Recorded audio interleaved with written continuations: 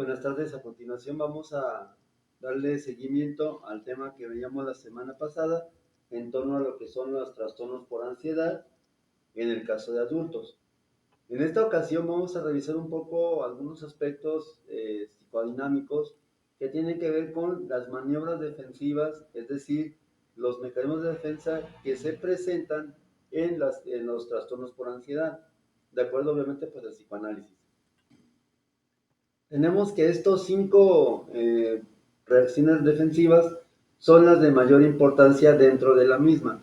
La primera y la más obvia es justamente liberar a través de una atención difusa, generalizada, ese sentimiento, esa sensación de lo que es la creencia o el sentimiento, o ambos, más bien dicho, de sentirse que se va a dejar de existir, como decíamos en unas diapositivas anteriores de la semana pasada, justamente esa idea de a lo mejor dejar de existir, por ejemplo estas, miedo a quedar indefenso, miedo a quedarse abandonado y miedo a dejar de existir. En este caso, esta descarga de tensión difusa generalizada, pues ayuda al cuerpo de la persona a lidiar un poco con esa carga emocional.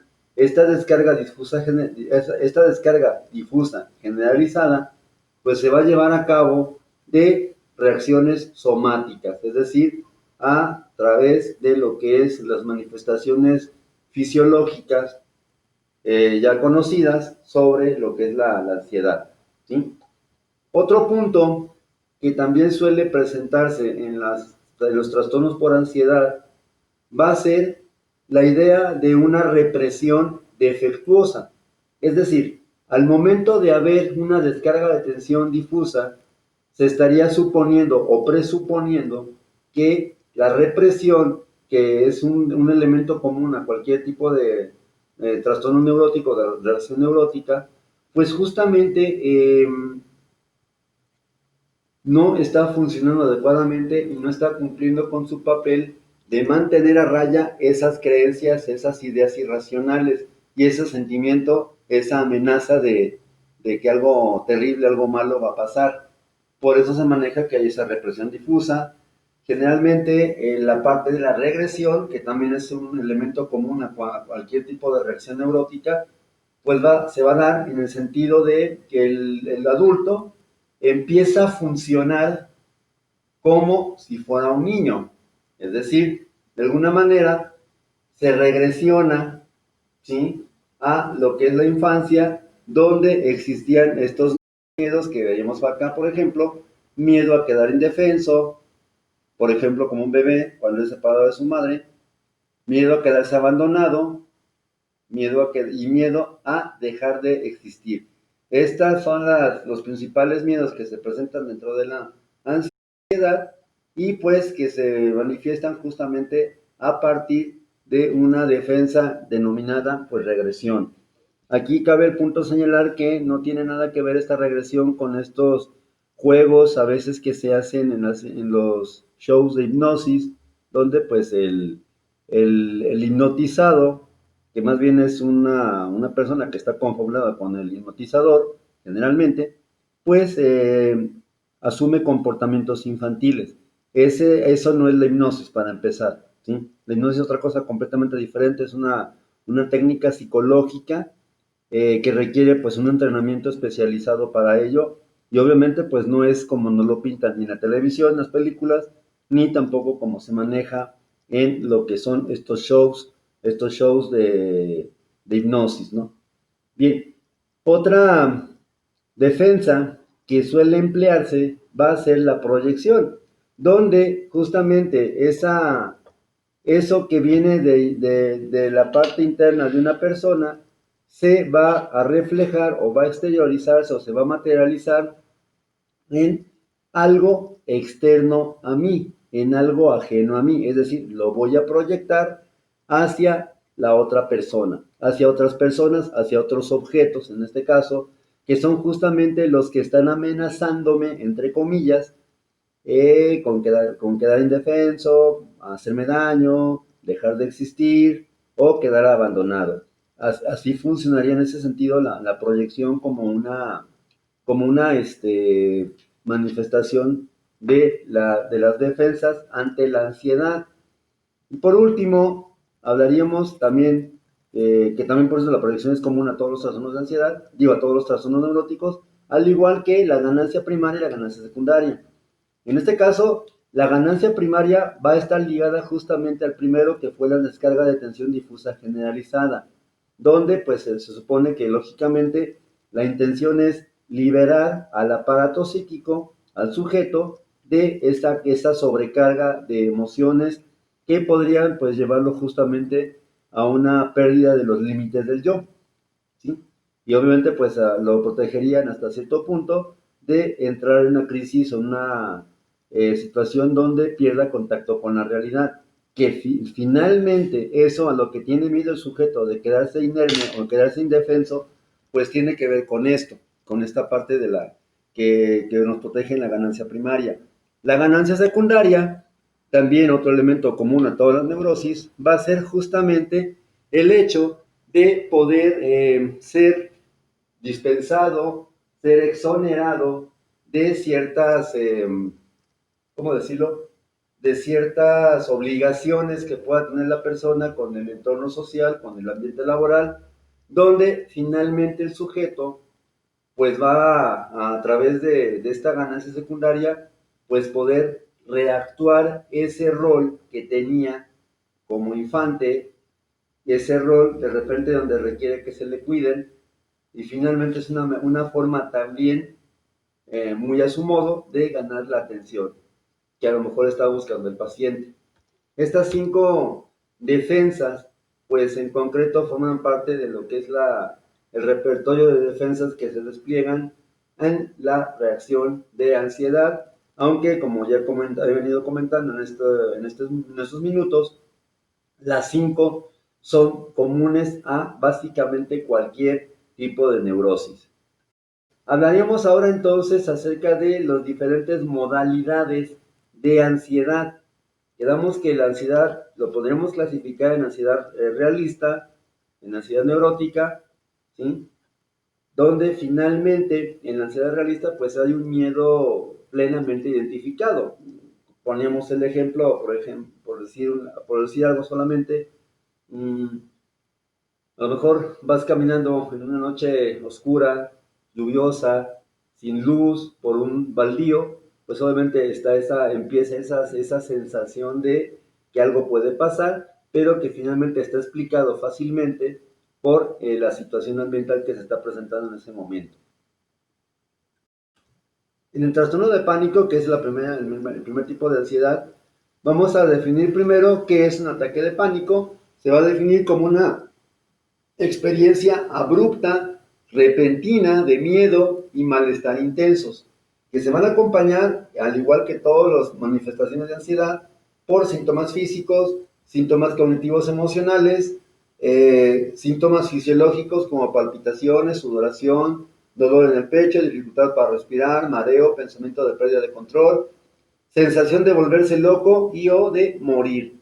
Todo esto se va a presentar en cuestión de minutos, en cuestión de segundos, y puede tener una duración pues igual, de minutos a horas incluso. Generalmente en el episodio de pánico, en el ataque de pánico o en el inglés panic attack, justamente el sujeto está ahorita normal y en cuestión de minutos, en cuestión de segundos, viene o sobreviene el ataque de pánico y esto tiende a desorganizar su conducta, como ya decíamos aquí en esta información de la diapositiva, su conducta, su cognición, también digamos, su aparato, bueno, su sistema neurofisiológico, las afecta también la parte somática y el sujeto pues prácticamente experimenta esa sensación de morir, a lo mejor que es característica de la ansiedad generalizada, pero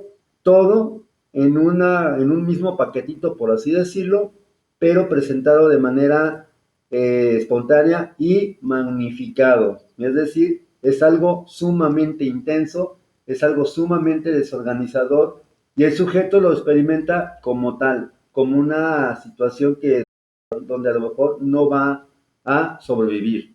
Características clínicas que nos marca el DSM-5 es recurrente, ¿sí? Puede ser que se presente una vez y se vuelva a repetir otra vez cuando no se sabe. Es inesperado, como lo decíamos hace un momento. Tiene una mayor prevalencia en mujeres, aunque no quiere decir que sea exclusivo de ellas, de las mujeres. También a los hombres les puede venir un ataque de pánico. Tal vez el elemento que propicie, por así decir, la presencia de un ataque de pánico sería justamente la cuestión cultural. En el caso de los hombres, pues estamos más como, digamos, educados o formados para controlar nuestras emociones, incluyendo el miedo. En el caso de la mujer, hay mayor libertad para que ella pueda expresar sus emociones. Y pues justamente en esta parte del trastorno de pánico, la respuesta emocional es tan imponente y tan importante que finalmente va a hacer que la persona se desorganice. El DSM-5 también señala que, bueno, hay un rango de edad esperable donde entre los 20 y 24 años se da el inicio, y generalmente personas que tienen 45 años para arriba, generalmente disminuye un poco la tasa de ataques de pánico. Ojo, esto no quiere decir que una persona más joven de 20 años pueda sufrir un ataque de pánico, ni tampoco que una persona mayor a los 45 ya nunca lo vaya a sufrir. En ese sentido, esto es importante entenderlo porque hay que recordar que los datos estadísticos que contiene el DSM-5 pues están, digámoslo así, estandarizados a muestras, a poblaciones, pues generalmente no nacionales, o sea, no propias del contexto mexicano. Siguen siendo datos estadísticos y por lo tanto tienen credibilidad justamente por estar estandarizados, pero no quiere decir que se va a presentar exactamente igual como lo manejan estos datos estadísticos. Hablamos de rangos entonces.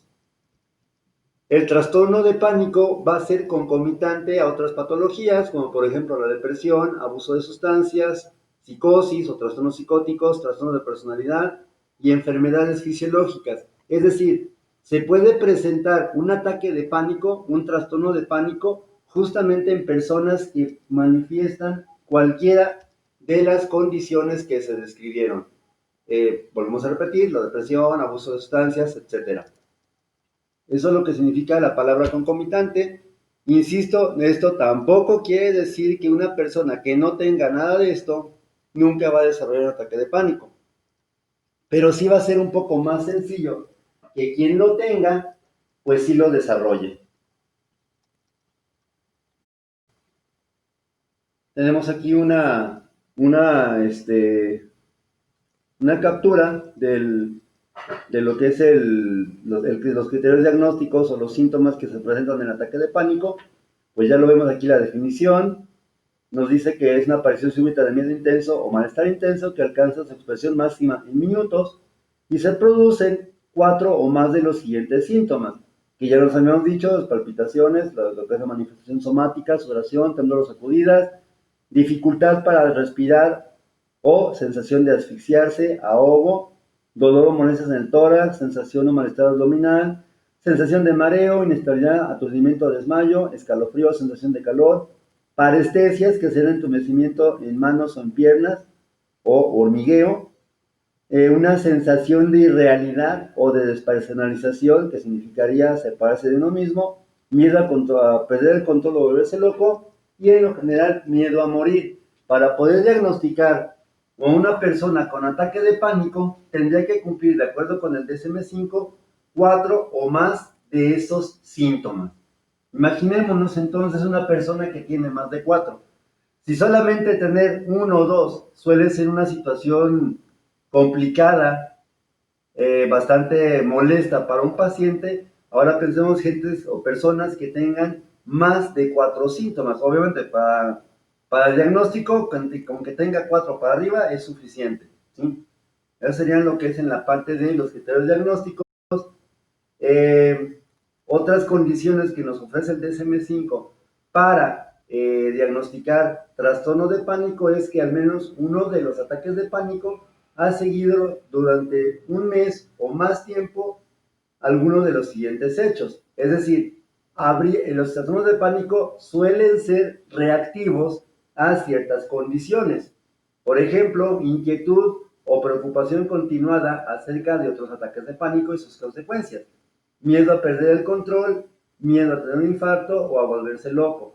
Es decir, una persona puede empezar a tener estas ideas, algunos de estos acontecimientos, y después de esto, efectivamente, ese miedo que suponía esa sensación de inquietud o de preocupación, como lo manifiesta la información, se ve realizada.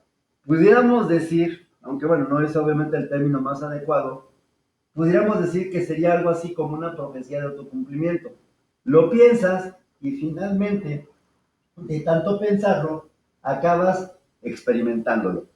Insisto, no es el término, ¿cómo decirlo ahorita que decíamos, profecía de autocumplimiento? No es el más adecuado porque finalmente es este término pues es exclusivo de psicología social, pero sí puede servir como un ejemplo. Ahora, esto sería por la esfera cognitiva. Sin embargo, un cambio significativo de mala adaptación en el comportamiento relacionado con los ataques, por ejemplo, comportamientos destinados a evitar los ataques de pánico, como evitar hacer ejercicio o de las situaciones no familiares.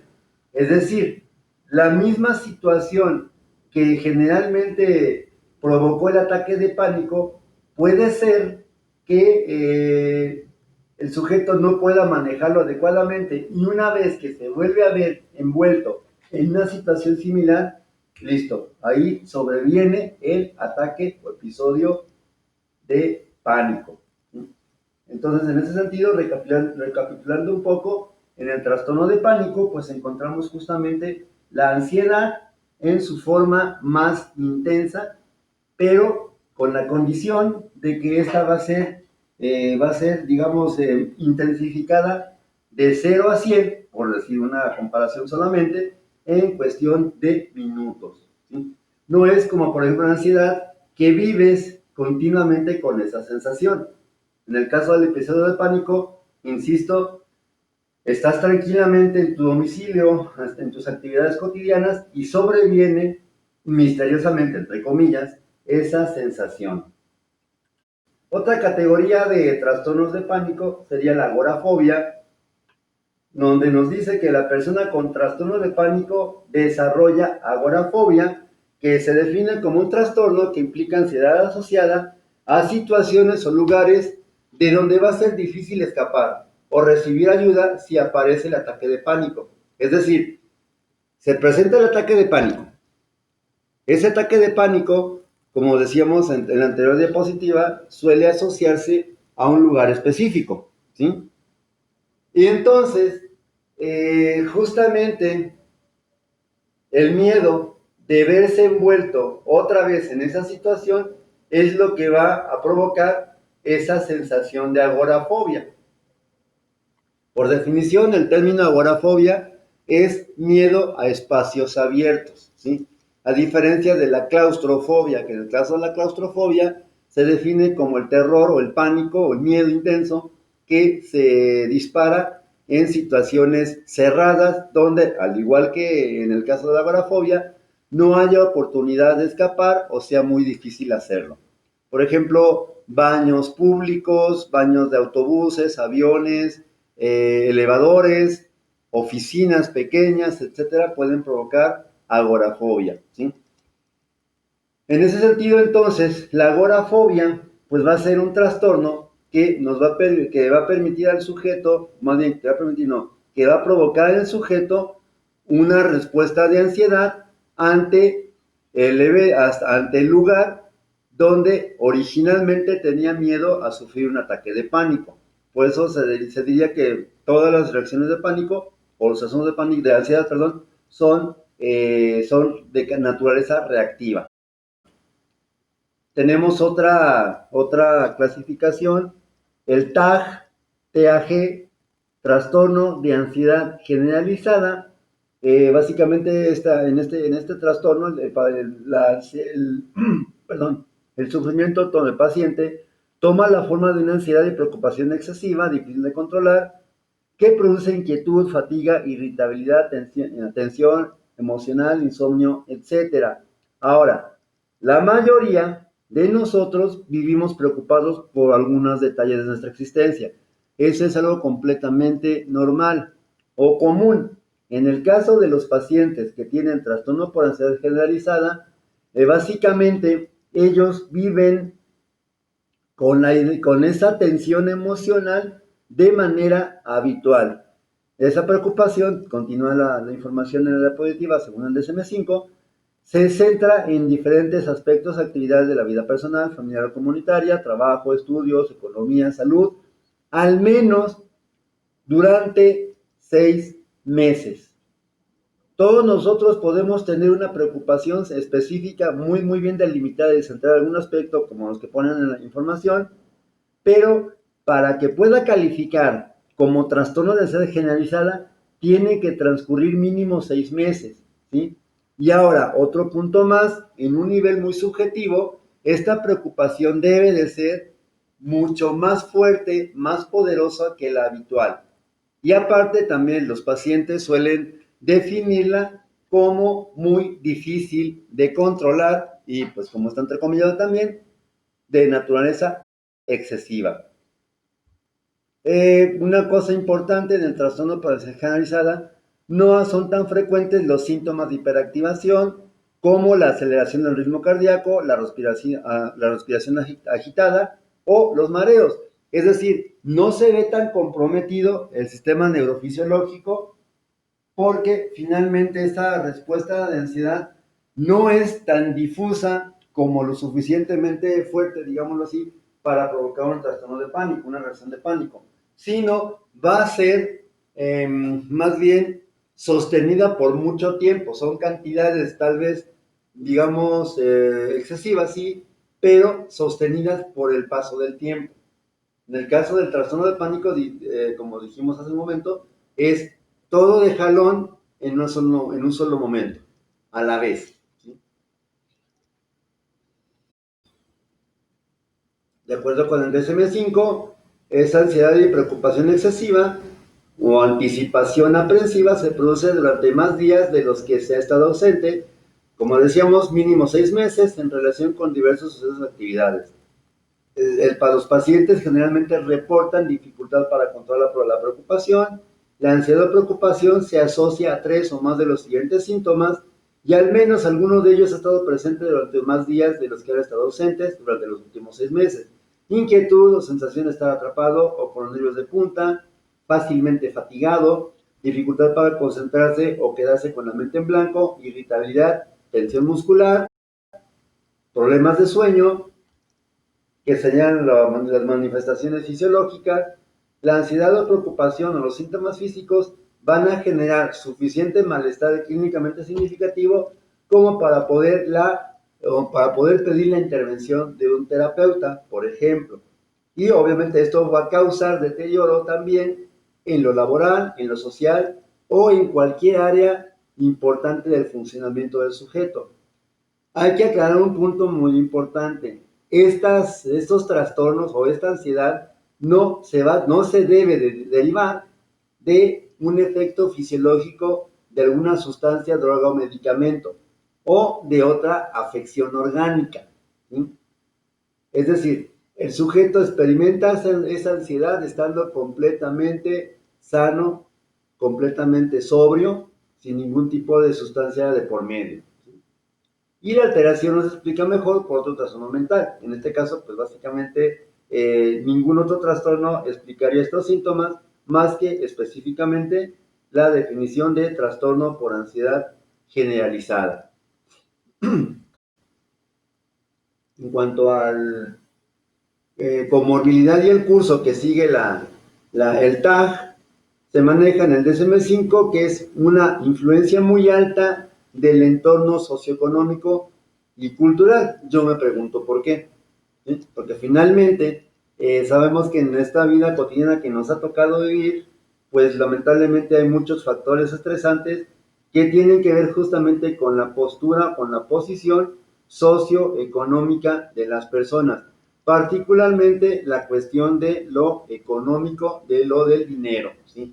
Donde finalmente para muchos es algo importantísimo esta idea de tener una fuente de ingresos segura, y justamente pues lamentablemente aquí se presenta en estas personas una tendencia mucho más fuerte a experimentar en algún momento de su vida un trastorno por ansiedad generalizada. Suele asociarse también a un alto nivel de desgaste físico, es decir, la persona que ya está, aparte de estar cansada, está agotada física y mentalmente, pues lógicamente puede ser más propensa, aunque no es una regla general, está más propensa a desarrollar los trastornos por ansiedad generalizada. Se ha descrito también un alto nivel de perfeccionismo, preocupación excesiva por el rendimiento, inseguridad, inhibición y búsqueda de aprobación como rasgos de personalidad que están asociados. Es decir, personas que buscan así como que la perfección en todo y lógicamente no siempre la alcanzan, pueden ser más propensos a desarrollar un trastorno por ansiedad generalizada. Igual aquellas personas que a lo mejor están muy preocupadas o muy pendientes justamente de su rendimiento. Podría decir también, en ese sentido, en base a un poco la experiencia que tengo con esto, que personas que a lo mejor de repente se frustran fácilmente cuando no encuentran o no alcanzan sus metas o sus planes tal y como ellos lo decidieron, ¿sí? O tal como ellos lo pensaron. Es decir, esto puede terminar justamente en un trastorno de pánico cuando estas personas, pues lamentablemente no llevan a cabo estas metas que se han propuesto o alcanzan estos sueños o ideales que se han diseñado. También se le atribuye en la ansiedad generalizada a personalidades intrusivas o más frías o más distantes, ¿sí? Es decir, personas que a lo mejor tienen poco contacto emocional o que generalmente son un tanto más frívolas, o sea, no tan sensibles a justamente las relaciones interpersonales. Otro trastorno, otra parte detrás de los trastornos de ansiedad, lo tenemos justamente en la fobia específica, que en este caso, en la fobia específica, pues decíamos que por definición es un miedo que está completamente circunscrito, es decir, específico, solamente para un objeto, una situación o una actividad en concreto, no otra. Es decir, toda la ansiedad que ya se describió se va a presentar, ya, digámoslo así, metafóricamente, de golpe y porrazo, pero exclusivamente en solamente una situación, objeto, actividad. Solamente. Mientras no esté presente esa situación, objeto o actividad, el sujeto no manifiesta los signos de ansiedad, ¿sí?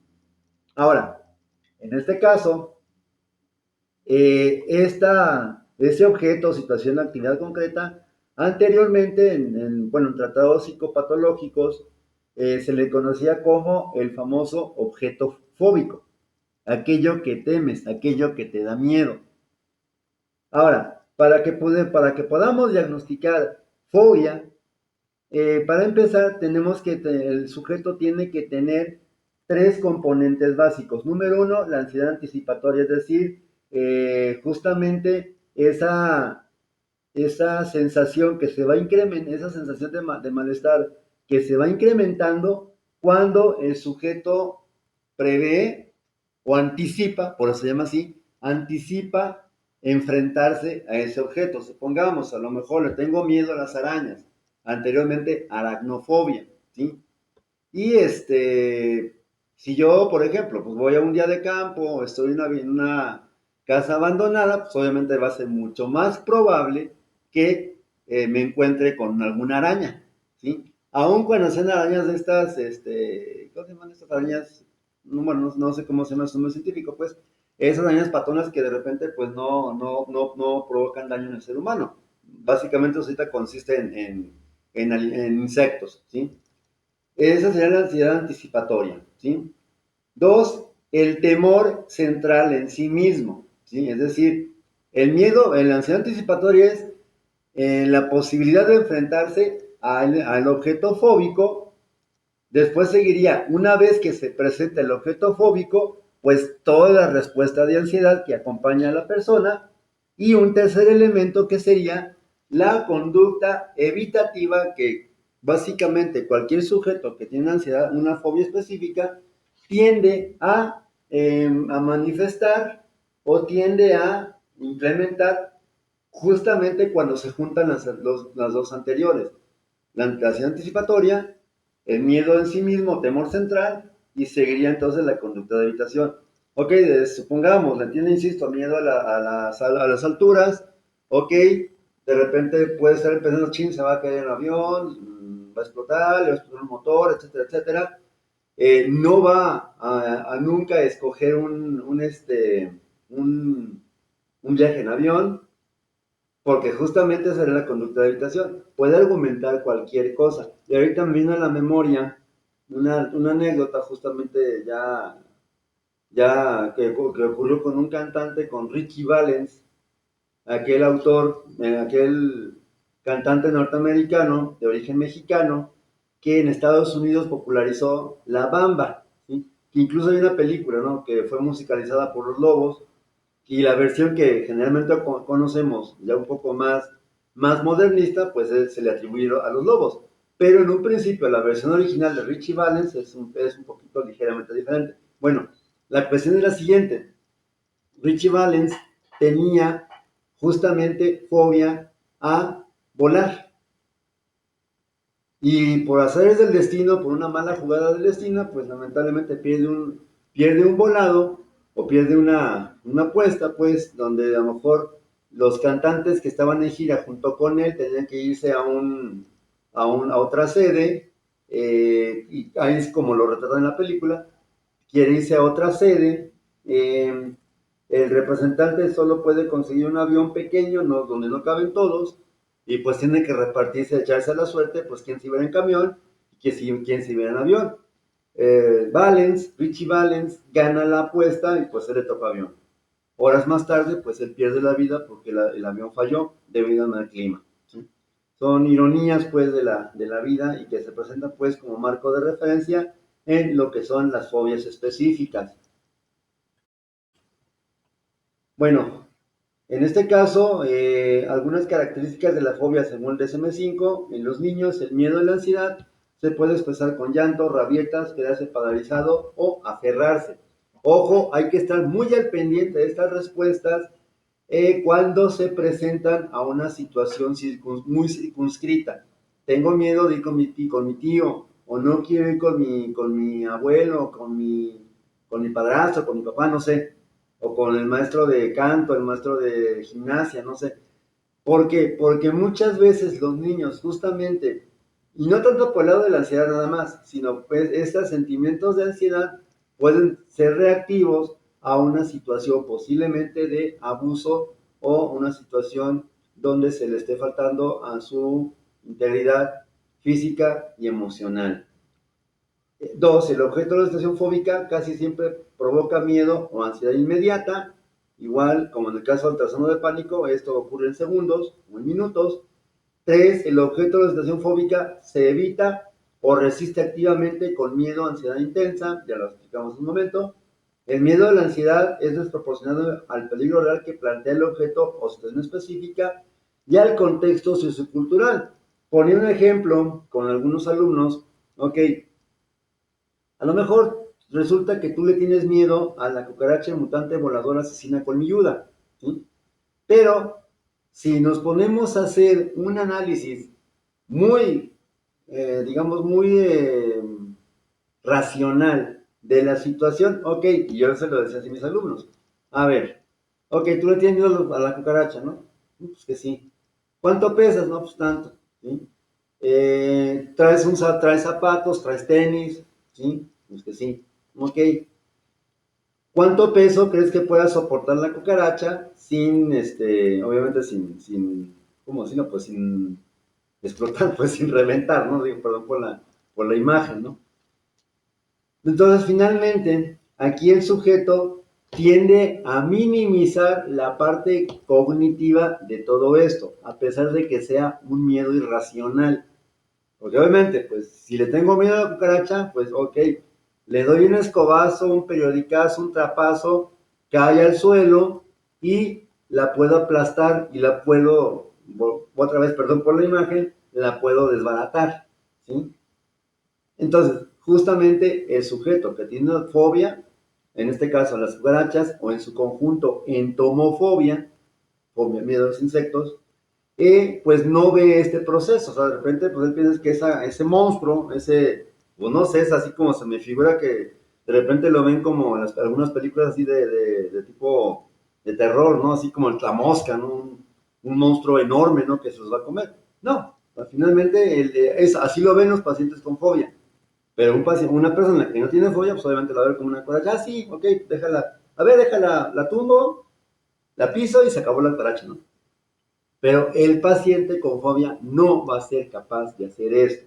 Y justamente ese miedo va a provocar que ese miedo, la ansiedad o la evitación sea persistente. En cuanto al tiempo, dura típicamente, o para poder diagnosticar fobia, tendría que haber una duración previa de mínimo 6, bueno, de mínimo 6 o más meses. Al igual que los anteriores casos, es decir, los 6 meses es como el tiempo promedio que se puede tener para poder hablar de que el paciente tiene o no un trastorno de ansiedad generalizada, ¿cómo se llama el trastorno de pánico o esto, que es la fobia específica? Ok, pues esta sería entonces nuestra segunda intervención en el caso de los trastornos de ansiedad.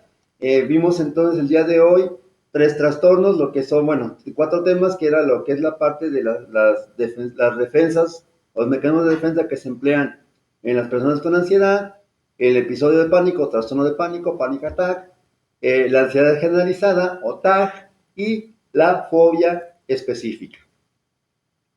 Solo como dato cultural, antes, en los libros de patología, de psicopatología, pues venía una clasificación, un listado de fobias. Y generalmente, pues era el nombre en latín o en griego del elemento que causa la fobia, el objeto fóbico, seguido de la palabra fobia. Aracnofobia, miedo a las arañas, de repente aprofobia, miedo a las alturas, agorafobia, miedo a espacios abiertos, claustrofobia, miedo a espacios cerrados, fobofobia, miedo al miedo, hay algunas fobias incluso un tanto extrañas, aracnofobia, hidrofobia, miedo al agua, esta otra, ¿cómo se llama? Hematofobia, miedo a la sangre, necrofobia, miedo a lo que esté muerto, no necesariamente tiene que ser un zombie, ¿sí? Pero miedo a lo muerto, a la muerte en general, eh, y etcétera, ¿sí?